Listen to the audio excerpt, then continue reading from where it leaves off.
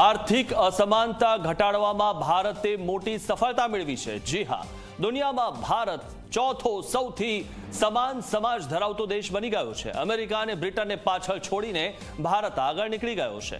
ચીન અને G7 દેશોને પછાડીને ભારત આગળ નીકળી ગયું છે અને વર્લ્ડ બેંકના ગિની ઇન્ડેક્સમાં ભારતે ચોથો ક્રમ મેળવ્યો છે। એટલે કે હવે વર્લ્ડ બેંક પણ ભારતના આર્થિક પાવર સામે નતમસ્તક થઈ છે।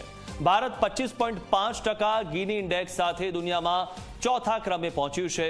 સમાનતાની દ્રષ્ટિએ હવે ભારતથી માત્ર દુનિયાના 3 દેશો જ ઉપર છે। આ 3 દેશો છે સ્લોવાક રિપબ્લિક, સ્લોવેનિયા અને બેલારુસ। ભારતે જે દેશોને પાછળ છોડ્યા છે તેમાં સામેલ છે અમેરિકા। અમેરિકા 41.8 ગિની ઇન્ડેક્સ સાથે ભારતથી ઘણું જ પાછળ છે। ચીન 35.7 ગિની ઇન્ડેક્સ સાથે ભારતથી ઘણું જ પાછળ છે।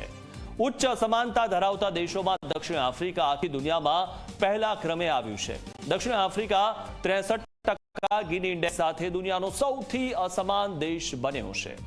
તેના પછી બ્રાઝિલ 51.6% ગિની ઇન્ડેક્સ સાથે બીજો અસમાન દેશ બન્યો છે। વર્લ્ડ બેંકનો ગિની ઇન્ડેક્સ જે તે દેશના લોકોની આવક અને સંપત્તિના વિતરણને દર્શાવે છે।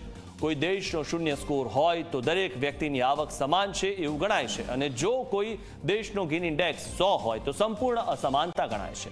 આ ઇન્ડેક્સમાં ભારત 25.5 ગિની ઇન્ડેક્સ સાથે દુનિયામાં ચોથા ક્રમે આવ્યું છે। પ્રધાનમંત્રી નરેન્દ્ર મોદીના નેતૃત્વમાં ભારત દુનિયાના 167 દેશોથી આગળ નીકળી ગયું છે।